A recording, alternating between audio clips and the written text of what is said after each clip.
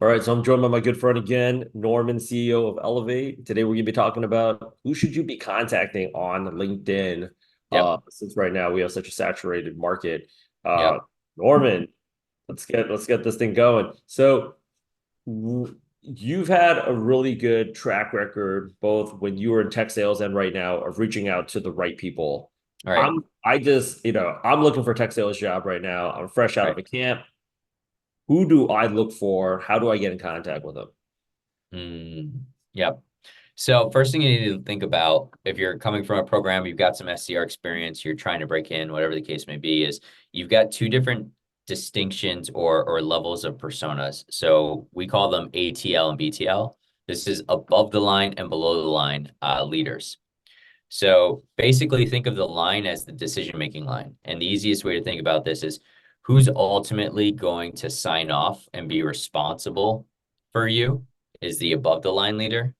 And the below the line leader is going to be someone who's mostly doing the work, right? So decision maker, writing the checks is easy to think about it. Above the line leader, somebody who maybe doesn't have that authority, below the line leader. Okay.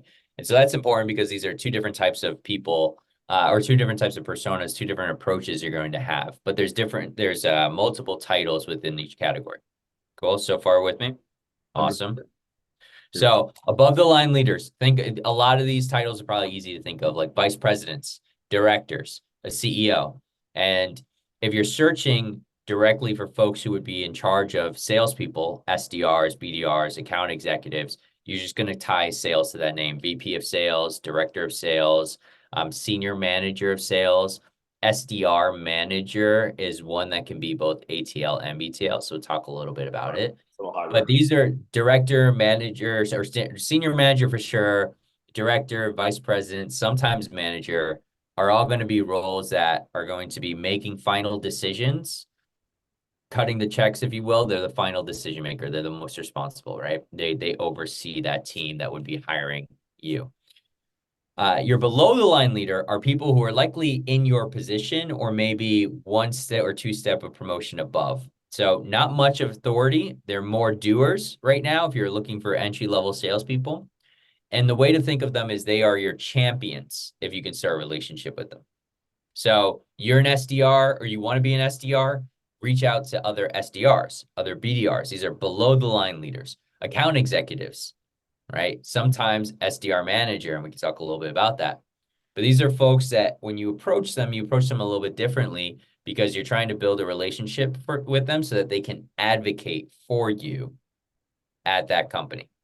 They can say to the above the line leader, the director, the senior sales manager, sometimes the manager, hey, Rich is fantastic. Everything I've seen from Rich is someone that should be on our team. Can we interview him? And they're incentivized to do that because below the line leaders actually get paid for referring quality people to their orgs. So pause there. Rich, you're with me so far. 100%. Just Awesome. visualizing it. Uh, but let me ask you this though. Like in in the outreach process, right? If I can go out there and find if I can go out there, is there any benefit? Like, should I go out there and reach out to one stakeholder more than the other? Or do you Right, really think, does it make me look, I was actually thinking to myself, does it make me look desperate if I blow up?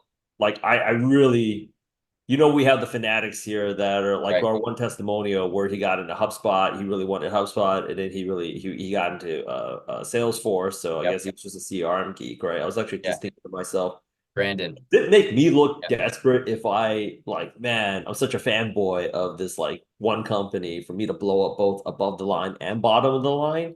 Or do No, you? absolutely not. Again, we've talked about this a lot. You have to let the buyer be the one to tell you if things are too much. You can't get into that self-doubt in your own head. But I will give you certain signals that you can look for that allow you to be a little bit more aggressive in terms of reaching out to more people at an org.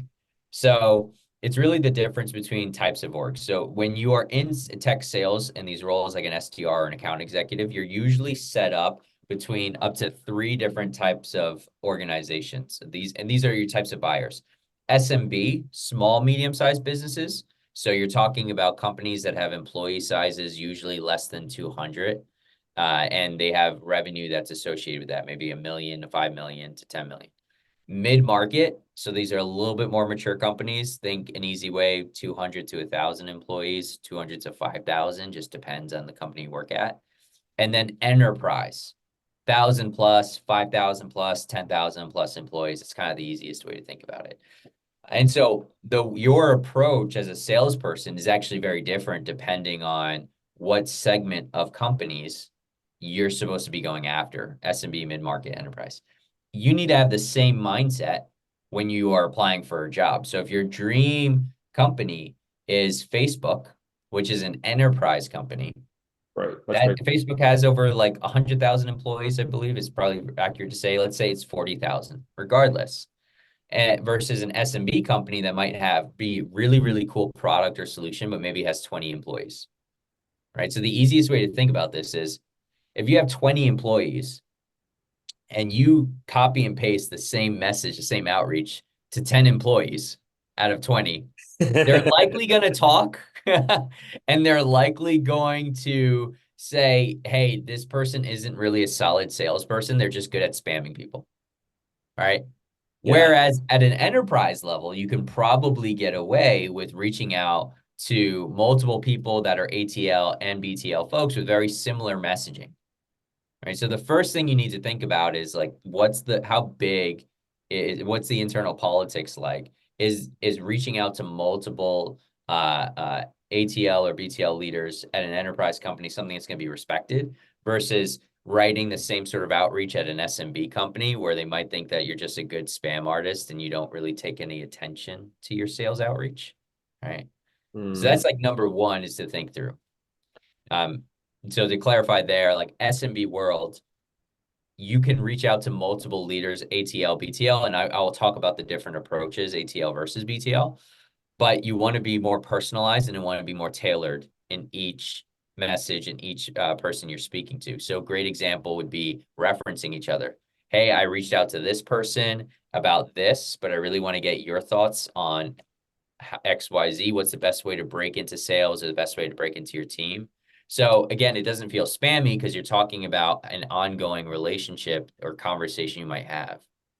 Whereas an enterprise company, you might have one message like, I really want to break into a career in sales, and here's the reasons why I think I'll be awesome for Facebook. And you might copy and paste that message because there's 40,000 employees and it's unlikely that they're going to be chatting with each other, right? So those are just tactical differences you'll need to recognize if we're going from SMB to enterprise and thinking about, well, can I hit up 5, 10 ATL leaders at any one company? You can. The strategy just needs to be different. got it. Okay. In terms of like, let's talk about that last part here. Yeah. And then let us know in the comments if you guys want to see actual messages in the next video. Right. What are some of the different approaches that we can go out there and take, Yeah. ATL and BTL? Yeah. Let's start with ATL. So ATL leaders usually respond with what we call a waterfall approach. So a waterfall is really simple to visualize. As soon as you jump off that ledge, you hit your highest peak, you're going straight down, right? You're getting pushed down to a lower level. That's exactly what happens in most ATL conversations. You might start off as high as you can. And if you are communicating something of interest, or they would want to meet with you for an interview, what most likely happens is you don't actually interview with that VP of sales because that's as high as you went. You actually get pushed down a couple of layers deep. But that person you got pushed down to likely has some decision-making authority and will definitely interview you because their boss told them it was okay to do so, right? You're not a risk. So this is the waterfall approach for ATL leaders. And really, ATL leaders, you're competing with every other sales rep that wants to get in their inbox. So when you reach out to an ATL leader, someone who has decision-making authority, you want to just be really crystal clear on what makes you different, what stands out. And that can be personalized. It can be you doing some research on them specifically or the company specifically and tying it to your experience or tying it to your interests. But it just has to be super clear, really bullet pointed, and has a very clear ask. Like, I'd love to interview. I'm really looking to understand what's the best way to get an interview. I'd love to meet with you. I want to understand what time or day is best to interview you. Make the ask, but just expect that you'll get waterfall down. And that's a win. That's a victory, Right. right? Right. So 100%. that's the ATL approach. Yeah, go ahead.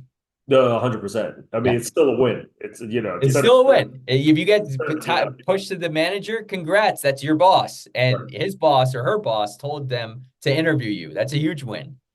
So you go into ATL, be super crisp and clean and clear about the research you've done and how it ties back to your experience or what you want, and then give them a very clear ask. It could be you want to be recommended or referred to somebody to interview. Could be that you want their time to interview, right? Could be whatever it is. It just has to be super clear so that they can just look at it and they can execute. They don't have to think too much. That's what ATL leaders want. Got it. Got it. BTL. BTL. BTL is your bottom up, right? You're going up.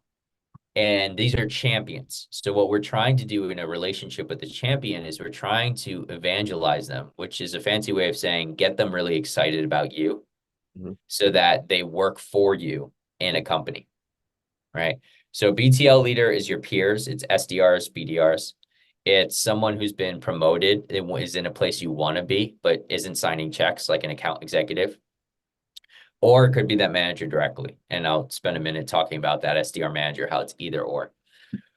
So these roles, you need to go into it almost like you are seeking mentorship, right? Because these roles in particular, one, if you're an SDR or BDR, if you're employed, if you have a job as an SDR or an account executive, you will get paid to send the right people to your team. And then number two, you're usually trying to get a promotion. So you want to already show leadership. So coming into those types of conversations saying, I'm really trying to break into sales and I'd love to learn a little bit more about you, your story, what made you stand out and how I can adjust. That's going to give you a lot of positive replies, right? Because these folks want to mentor the new generation. They potentially want to bring in people they like into the company because they'll get paid for it and it'll be someone they like on their team, right? And if they're looking to be a management role, they want to already display their ability to bring in people, train them, and hold them accountable. There you So go. BTL leaders, you want to go in, you're asking for mentorship, you're asking for support, you're asking for guidance, but you're still asking for a time to meet, right? You got to lock in that time, build the relationship, and then have them refer you to their team to get hired. There you go.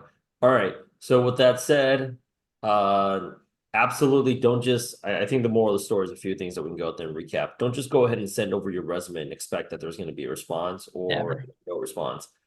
Even if you get rejected, I still think, you know, if you're a real, if you're really about this life, you should still go out there and contact people. Like, yeah, I think you guys made a mistake. You know, contact them, make sure it's super clean, make sure it's very crisp, make sure it's to the point, and definitely make the ask. And for anybody that even gets rejected, I would highly recommend them to go ahead and actually follow up with them maybe a few more months down the line if things change for them or things change for you. But this is also why Capstone. If you have not connected with one of our team members about the Capstone, we have a monthly Capstone project where I think pretty much the hardest part is actually getting any type of interaction with an actual hiring manager. So we host monthly capstone projects here at Elevate. We're going to be hosting more. Please go ahead and schedule that call, get in contact with our team. We'd love to go ahead and talk to you about making this transition a reality. Thank you so much, Norman. Go team. See you.